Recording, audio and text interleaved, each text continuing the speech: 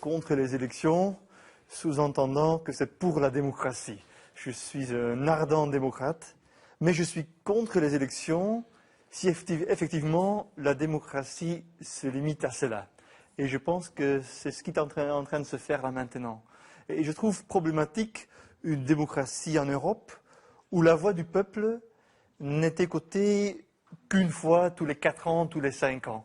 Je trouve ça assez minimaliste, assez pauvre comme geste. Il y a 3000 ans que nous expérimentons avec la démocratie. Il n'y a que 200 ans que nous le faisons avec les élections. Il n'y a que 150 ans que nous le faisons avec des partis politiques. Il n'y a que 5 ans que nous avons les médias sociaux. Donc on voit qu'il y a des nouveautés qui se sont installées dans le système politique.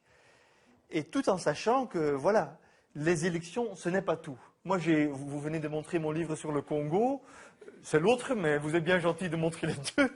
Mais j'ai travaillé sur le Congo. Et là, on voit effectivement qu'on a voulu démocratiser ce pays en obligeant ce pays à tenir des élections. Et beaucoup des amis congolais m'ont dit, écoutez, les élections nous ont apporté grand-chose. La corruption, la violence, les tensions ethniques et tout ça, mais très peu de démocratie. Alors que nous, Européens, on a tendance à penser qui dit élection dit automatiquement démocratie. Et comme si tenir des élections garantit tout de suite la démocratie. Comme disait une fois un ministre de l'Environnement belge, il disait « Je sais très bien ce que je dois faire pour le climat, pour sauver le climat, mais si je le fais, je ne suis jamais réélu. » Et c'est ça, en fait, la tragédie dans une seule phrase. Pour la première fois dans l'histoire de la démocratie moderne, le poids des prochaines élections est devenu plus important que le poids des élections précédentes. Et c'est du jamais vu. On n'a jamais eu ceci avant. Et ça paralyse tout le système politique de nos jours. Ce planète est en train de se demander comment faire la démocratie dans le XXIe siècle. Comment faire la démocratie dans l'ère du numérique?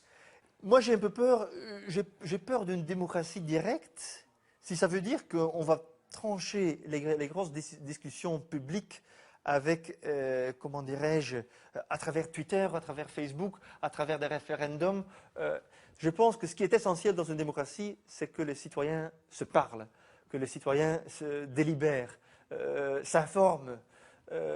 Avec les sondages, il y a un grand spécialiste de la démocratie délibérative, la démocratie participative, qui s'appelle James Fishkin. C'est un Américain. Et lui, il a dit avec un sondage ou avec un référendum, on demande aux gens ce qu'ils pensent quand ils ne pensent pas. Ce serait beaucoup plus intéressant de demander ce qu'ils pensent quand ils ont eu la chance de penser. Et donc c'est là le vrai enjeu, je pense. Je suis une femme de ménage, j'ai 55 ans, c'est entre 5h et 7h le soir, je suis en train de tourner dans ma sauce béchamel et puis Ipsos me téléphone pour demander quel est votre avis sur la nouvelle loi d'immigration. Je tourne dans ma sauce, je ne sais pas trop bien quoi dire, je dis « oh, je suis contre », voilà. Voilà. Et ma réponse va déjà influencer la politique française ou belge européenne sur l'immigration. Alors que j'ai nourri le débat sans avoir pensé. C'est quand même beaucoup plus intéressant d'inviter cette dame de venir parler sur l'immigration. On l'invite pendant 2-3 week-ends avec 500 autres Français et Françaises. Des week-ends pendant lesquels cette dame est confrontée à des experts, est invitée à s'exprimer, est invitée à s'informer. Et voilà, c'est ça la démocratie délibérative. Et je n'invente rien de neuf, c'est encore une fois le système de James Fishkin. James Fishkin, il vient de Texas. Et en Texas, il a travaillé sur l'énergie durable, l'énergie alternative. Et donc d'abord, il a fait un sondage, êtes-vous prêt à payer un peu plus pour l'énergie durable? Les Texans ont bien sûr dit que non, étant donné les intérêts que presque tout Texan a dans l'industrie pétrolière et tout ça. Et puis il a ramassé un échantillon représentatif de la population texane pour en parler. Il a vu que le chiffre de ceux qui sont en faveur de payer un peu plus a augmenté de 40 jusqu'à 85%. Et le Texas, aujourd'hui, est l'État américain avec le plus grand nombre d'éoliennes de toute l'Amérique. C'est quand même fascinant. Savoir que... Le Texas du pétrole, en plus, quand même. Le Texas du pétrole et maintenant l'État qui s'alimente avec le plus grand chiffre en énergie durable et renouvelable. Et c'est très intéressant parce que ça montre qu'à travers les processus délibératifs, c'est-à-dire en travaillant avec le tirage au sort, on arrive à trancher des décisions qui sont politiquement, comme on dit en Belgique, imbuvables, à trouver des solutions qui sont impossibles.